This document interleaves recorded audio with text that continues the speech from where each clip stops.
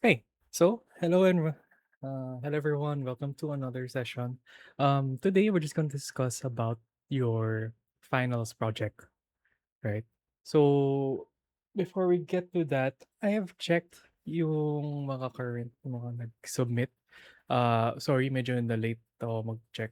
So I'm extending naman the deadline. So please work on yung extend ko siya ng like 4 days. So technically you could finish the project in like 2 days. Technically, kaya pa nga one.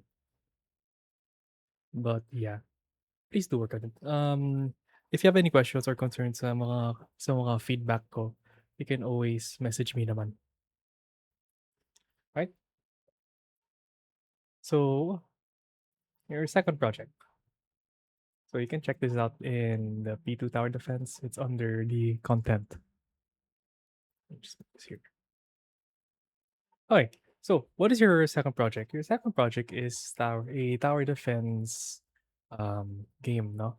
So you may have done something similar back in was it Android or iOS, no?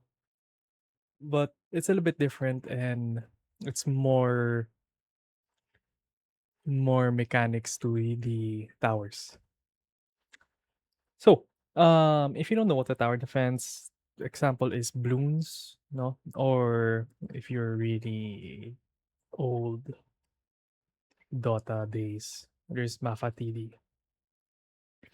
So it's basically in this one, the gist of it is if the player has a health, the health decreases if the enemy reaches to the core, and the player loses if they lose all their health or the boss reaches the core. So in order for you to stop the enemies, you need to have towers to kill those enemies, to deal damage and to kill those enemies. Right? So that's the gist. The assets, I will provide the assets of the Unity 3D. I will also give a instructions on how to place it in your project. Disclaimer, try to not copy yung mga nasa online, yung mga tutorial because tendencies are it is different. It doesn't implement yung mga mechanics ng mga towers and other stuff. You could get an idea on how the waypoints work or how does the enemy reach from point A to point B. So you can get that, but um, don't copy too much of it. So learning outcomes. Promote referencing and tracking of objects which are needed for performance and scalability. So this one I would make you use yung mga colliders, no? When you do the overlap and whatnot, because you could simply just uh get player character, kinda. Well, actually, in this case, not really, because with the towers, you're not going to be, or at least the enemies will not be targeting the player character. They'll be targeting the base. So you're gonna have to know how to track and reference yung mga objects. So know how to, like, especially if you have a buff, no? How do you keep track of that buff? Um, that is reference to the enemy or the tower. So that one. Next, implement systems that require heavy polymorphism. So this is for your towers. So imagine your tower has a base class, and then all the towers are child classes of the base class. So it should be able to handle the the other functions of the towers. Next, implement systems that require heavy abstraction where solid can be applied. So same thing as the point two. You should know what should be available for the towers. Which one should you have as override? Which one should be what you call this? Which one should be shown to the child class? Which one should just be private? Etc. Ayan. Control dependencies. So you've been doing that. understand and apply solid principles. This is kind of like GAMPROG 3 kind of thing, but we can kind of go through it. Um, Basically, it's the architecture, coding architecture. How can we apply it to our project? Then you have write robust base classes. Um, Again, it's not just for the towers, but also for the enemies. So it should handle the enemy. Either it's a flying, it's a ground, it's a boss. Ayun. Which path to take. Then implement systems that require multiple components working together. So you could have like health components though, not just health components. Oh, maybe you want your tower to have components. Maybe if you put a firing component, it's gonna handle the firing of the projectile. Maybe if you give it a buff component, maybe it'll handle how to give the buff, a debuff or buffs. So there's that. Next, make use of events to loosely communicate with systems. So you've been actually using this back in GAMPROG 1. So if you remember event dispatchers, we use that to loosely, um, what's it? Loosely, what was the word? Loosely coupled. So we don't want things to be tightly coupled. We want to be loosely coupled so that um, it can easily be worked with. Kasi kapag tightly coupled, you are stuck to using that class. You also have to know if there's a change in that class, it's gonna affect the other class, etc., etc. So that's why you want loosely coupled. So we make use of events. Next, implement UI using MVC patterns. So you've technically have been doing this using widgets. So when we talk about MVC, model view controller, we handle how we get the data, how do we show it, where should the code be, etc. So you've been following that supposedly. Next, separation of data and behavior. Implement systems that make use of the same data driven by different behaviors. Uh, Separation of data and behavior. So this could be used for the towers as well. You actually can also use it for the enemies because you're gonna be using data assets, right? Next, know the balance between abstraction and concretion. Know the balance between intuitiveness and efficiency. So we wouldn't want, like I said, Unreal should be used both with C++ and Blueprint. So we have to know the balance of how do we should we code it in C++, should we code it in Blueprint, um, should what should be included in the base class, what shouldn't be included in the base class, etc., etc. So we're going to find that balance in this second project. Finally, write self-document code. So you would really want to make sure that creating, you're documenting in your code. When you mean documenting, putting comments to make you remember which is where. So not it's not really useful.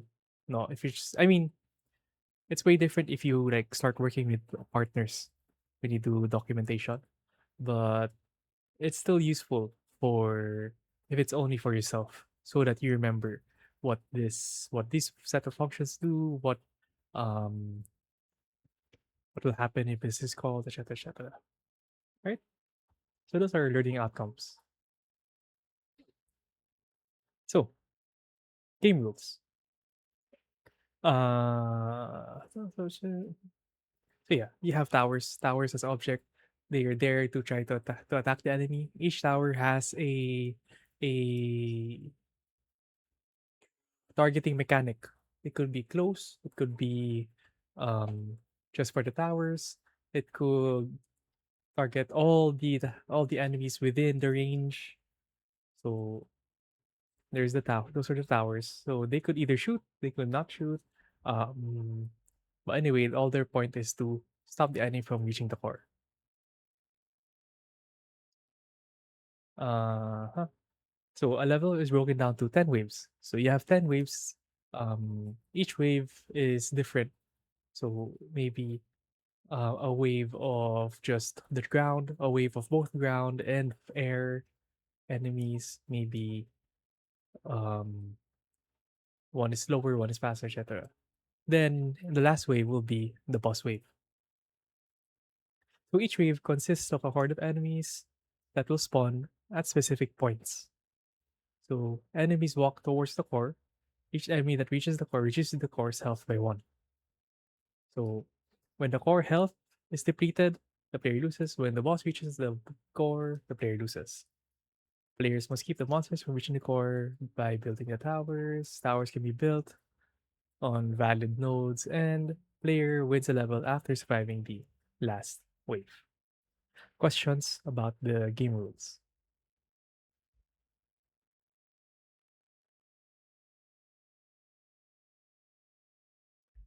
None?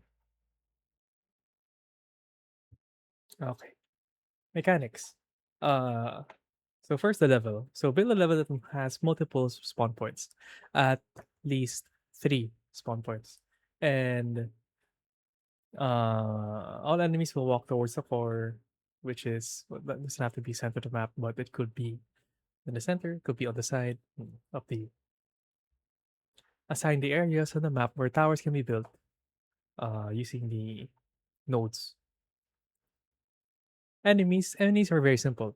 All they are is just um characters are pawn that just walks towards the core. All they have is health, move speed, ground or flying, normal or boss, and gold drop. That's all they have. They don't have to attack anything besides the core. That's all they have to do is just reach to the core. Okay, so there's a type of enemy. There's also if it's a normal or a boss. Okay, so when wave advances, only the enemy's health and gold drop scales up. That's all. Just the health and the gold drop. So prepare different variations of enemies based on the properties listed above. So make sure to have at least one flying and one boss enemy. Okay, questions? Clarification on the level, enemies?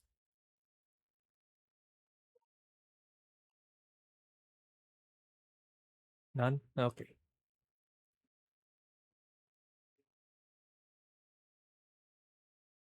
So towers.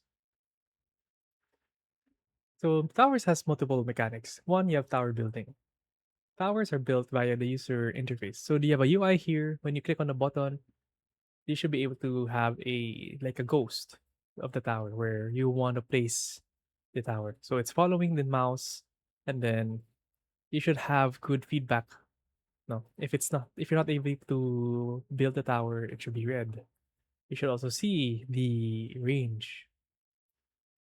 There's tower building. So building a tower requires gold, which is acquired by killing enemies. The towers are placed in buildable nodes. It's your choice how the buildable nodes will be implemented. So up to you. Maybe you just want squares on the map. Okay lang. Maybe you want a whole area for it. So if the mouse is in this area, it's the tower is buildable, something like that. Pwede rin. Kayo bahala. You have that um power. You can choose whichever.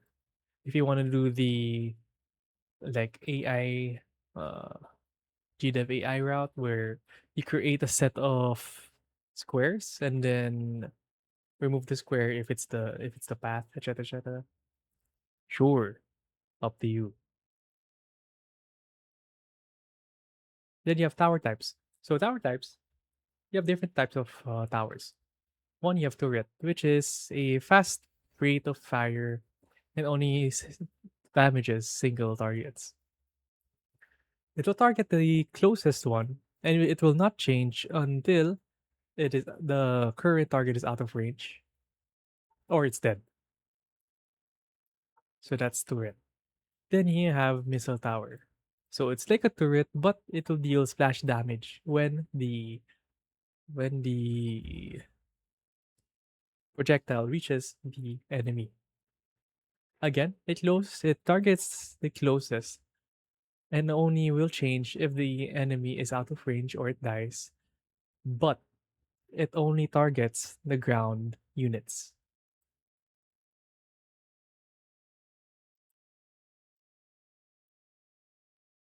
Okay. Next, laser tower. So laser tower again is just like the the turret tower. However, this applies a burn status, and this is applied when the projectile hits the enemy. So this burn status deals damage over time, and it only refreshes the timer of the burn when the projectile gets hit again. I mean, the enemy gets hit again by a laser projectile. And same thing again turret, it targets the closest and will not change until the current target walks out of range or is dead. Next, we have EMP. EMP gives the slow status to all enemies within range. The thing is, this is not a tower that targets enemies. It doesn't shoot projectiles. It will literally just slow down all enemies within range. Now the thing is, you have to make sure na how you implement the towers. They don't stack up. You don't want when you have two EMPs, it will completely stop the enemy or something. We have to make sure how do we handle that? How do we make it so that the slow um there will only be one slow debuff on the enemy. Next, Salvager. So Salvager is a tower that generates gold. That's all it does. Every 3 seconds, it will give you an amount of gold. And then, if an enemy dies within range of the Salvager, the player gets additional gold. Okay, so imagine, let's say every 3 seconds you get 5 gold. And if an enemy dies within range, the Salvager immediately generates another 5 gold. Okay. Uh, Finally, you have the power generator, which targets the towers. It does not shoot any projectile or anything, but instead, all the enemies within its range will be buffed by the overload status. What it does, it will increase the fire rate of towers. Okay, questions on the towers, or at least the tower types and the tower building?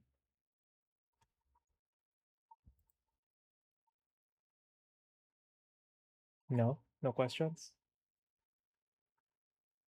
Okay, next, tower upgrading and selling. So all towers can be upgraded. What happens is when you click on the tower, a UI appears whether you want to upgrade it or sell it. So each upgrade, of course, costs a X amount of gold. So this data, you're gonna have to get it somewhere. And when you sell that, in order for you to sell that, if you sell the tower, you only get half of the gold that you spent in total for the tower. So let's say you spent 100 for the tower, you can only sell it for 50. If you spend 100 for the tower and then got additional upgrades, which cost maybe 50, so in total you've spent 150. If you try to sell it, you should only get 75 gold, right? Uh, so we also have the effects for each upgrade. So turret has increased damage and fire rate, tower is damage and splash radius, etc. etc. So you can read this. Power generator increases the buff for the player, for the towers. Again. 50% only. Questions for upgrading and selling?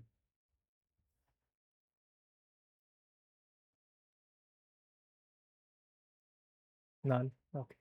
Next, game screens. So game screens are kind of easy lang. One, you have the game HUD. So the game HUD includes the health of the core, the amount of gold, the level progress, a progress bar of the level. So like each time you kill an enemy, that progress bar increases. Then if it reaches the max, that means there's no more enemies. You have a tower shop, and then the settings or pause button. The pause menu is easy. It's just close and restart. You don't have any. You don't have to put main menu. You also don't have to put any description of the level. It is only accessible through the game HUD. Next, you have level complete. So you only have to show the restart button. You don't even have to add stars. This will appear if the player wins when he kills the boss on the last level. Then you have level filled, which appears when the player dies from a deplete when the core's health is depleted, or if the boss reaches the core. So all it will have is the reload button. All right. Questions? Clarifications on the game screens?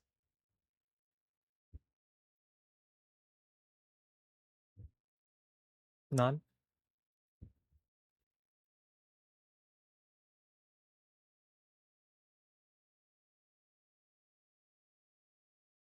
How about any of the points here from a while ago, like the towers and stuff? No?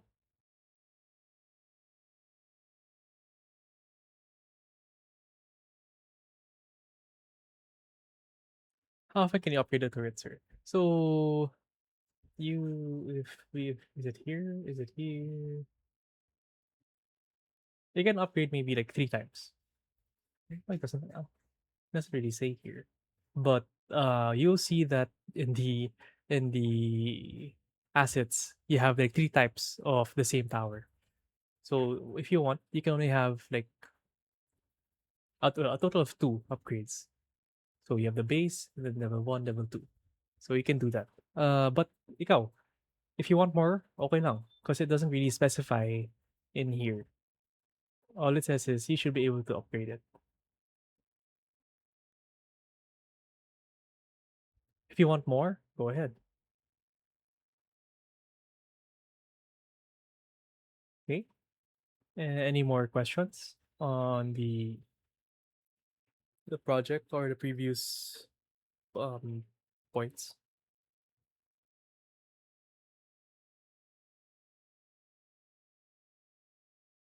None. Okay. Sige. So how will I grade this? So you have a total of 7 milestones. First milestone is just the okay, yeah, enemy C++. Enemy C++, the waypoint, taking damage when the enemy reaches the UI. That's all you have. But also the level layout. So you need to have 2 lanes and 2 cores. So enemy should be able to choose which core to go to. Either that or maybe the spawner too will be able to handle that. Either you can target the a certain core only, or maybe you can choose the spawner will be able to choose whether the first core or the second core. So that's up to you. So that's milestone 1. Dali pa. Milestone 2, spawner. So this one contains the spawn logic. This should be done in C++. Now, anything here that doesn't say any specific like C++, that means you can choose to do it in Blueprint. As long as it says C++, then it means you should do it in C++.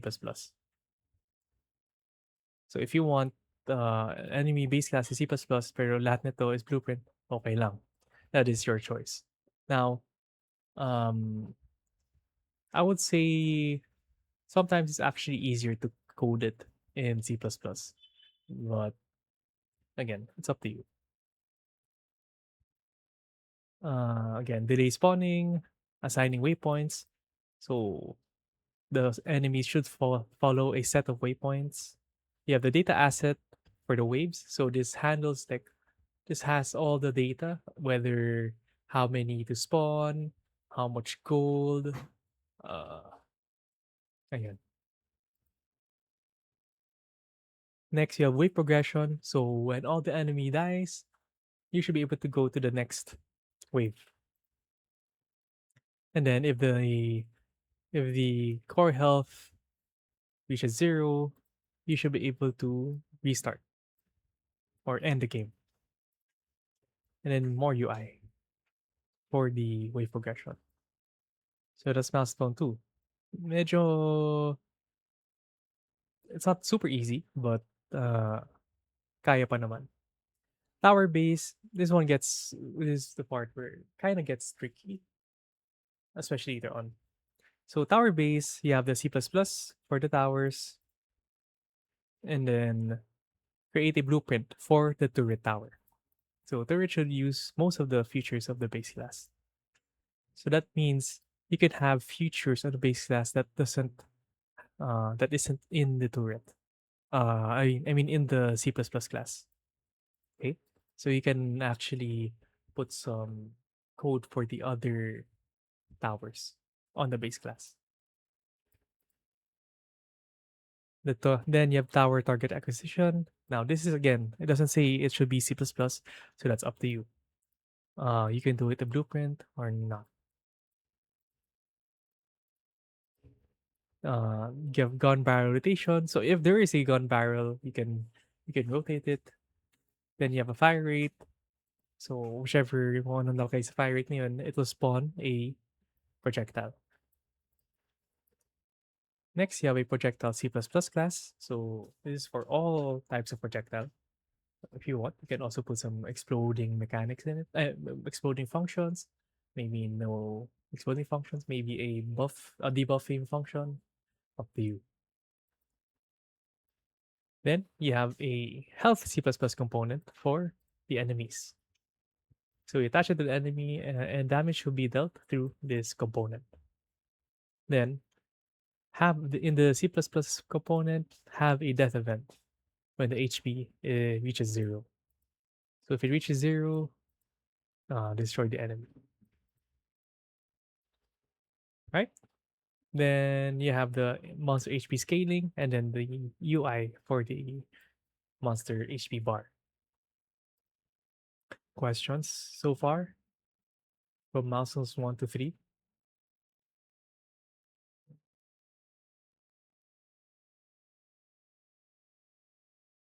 No. Okay. Next, milestone 4. So milestone 4, you'll see it doesn't have anything that says C++. So you could technically do all of this in Blueprint. So all this is the tower ghost. When you try to build a tower, it should show a tower ghost, and then it should be able to tell if it is a buildable node or not. You also have the tower shop. So if you click on the button, that button will say spawn the tower ghost, which will handle the um, to spawn this certain type of tower. Okay, so that's tower shop. You have gold reward kill. So each time the enemy dies from the tower, the player should get a gold reward. So make sure reward the player with gold upon killing the enemies. Enemies that were able to reach the core are not included. So kapag kumabot sila sa core, they should not be able to give any gold reward. Then you have the wave clear. So if there is no more enemies in the wave, the player gets a gold reward. So this wave clear should be stored on the either wave data or the game mode.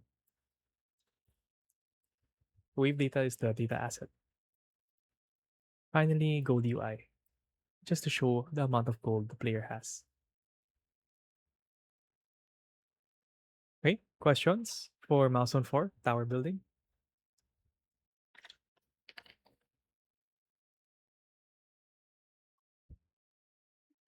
None? Okay, here is the part where it's tricky. Milestone 5, tower types. So you should be able to see how much points this is. And there's a reason why. Because this takes a lot. It takes a bit of time to create all of these.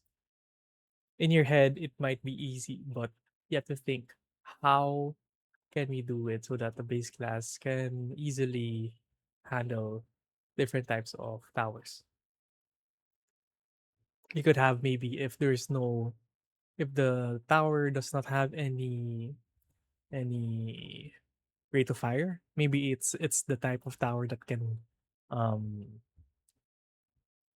that can do something if an enemy or a tower enters within its field. But if it has a rate of tower, rate of rate of fire, maybe that means it's a tower that shoots projectile, right? So you could have that kind of idea. Next, you also have to think, how will a tower give a buff or a debuff? That's why M5. This one takes a lot of time. So in here, it shows what is needed for each tower.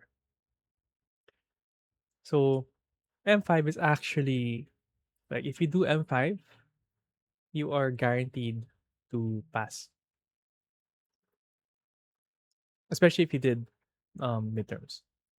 If you didn't do midterms, we're gonna have a problem because you're gonna have to reach M6 to pass, maybe a bit of M7 if you did zero in midterms. All right. So again, you have some time now. You have uh 31. You have 4 more days to do it. And wala pang pasok sa 31. So you can use that time to work on it. Okay? M6, tower upgrading and selling. So this is for the upgrading. You have a tower context menu, which is the one that appears when the player clicks on the tower. You have the upgrade cost. Um, this appears in the context menu. It should not be clickable if the player is not able to upgrade. Next, you have update 3D model. So if you press the upgrade, the player should be able to see um, the other upgrade, the other tower. I mean, sorry, the upgraded tower. And then you have the other types of upgrades for each tower. And then you have tower selling again, half the price, which includes also the upgrade. The tower node must be buildable again if you sell the tower. Okay. So then finally, you have the finishing up. So make sure you have 10 waves. You have a boss wave on the end. You have the title screen and level complete screen and level failed screen. Okay, so that's M7. Remember, you can't reach M7 if you're not able to do the previous um, milestones. Okay? Kailangan matapos lahat ng M1 to M6 so you can get a grade for M7. If not, then I cannot give you a grade for M7. Okay? Questions? Clarification on all the milestones?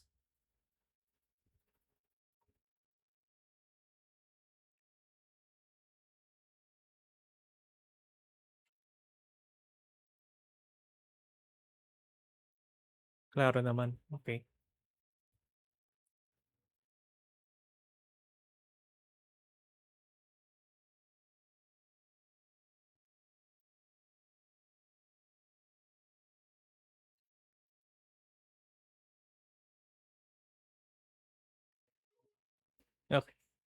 See, if you have no questions, again, you can easily message me naman in Discord or message here in the group,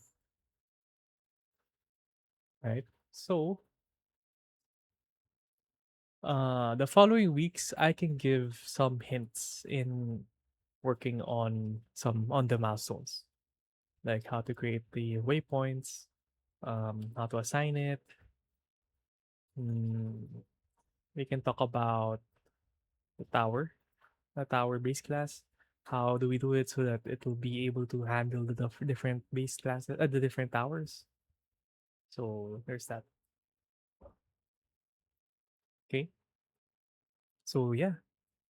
If you have no questions, again, feel free to message me or here in the group chat. Clarify, being able to move go 16 muscle means you already have full points for the current one. Being able to move to 16 muscle means you already have full points for the current one. Yeah. So y- yeah. Oh, I mean, sure, you can work on the other milestones. It's just that I'm not able to give you a grade. So you have to make sure that um, if I give a feedback, that means there's something wrong with your current, and I mean with the certain milestone. Work on it so that I can give you a grade for your other milestones. But yeah, to get to get points for another milestone, all the previous milestones should be clear,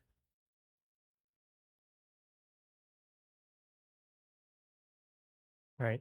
Because you can do milestones 1 to 5, but if you have a problem with milestone 1, I can upgrade the other milestones 2 to 5. I can give you a feedback just in case. There's no partial points. Or maybe here, maybe in M5, maybe I can give you some partial points. Para parang pasang-awa na yan. Like, dapat usually hindi ko pinapayagan pero minsan nakakawa. So I sometimes do give partial points depending on which ones you've completed. Each one has 15 points naman. Okay. Any more questions?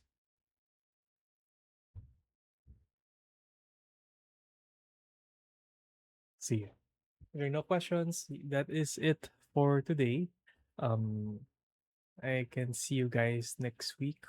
We'll just have a short discussion now on maybe M1, M2.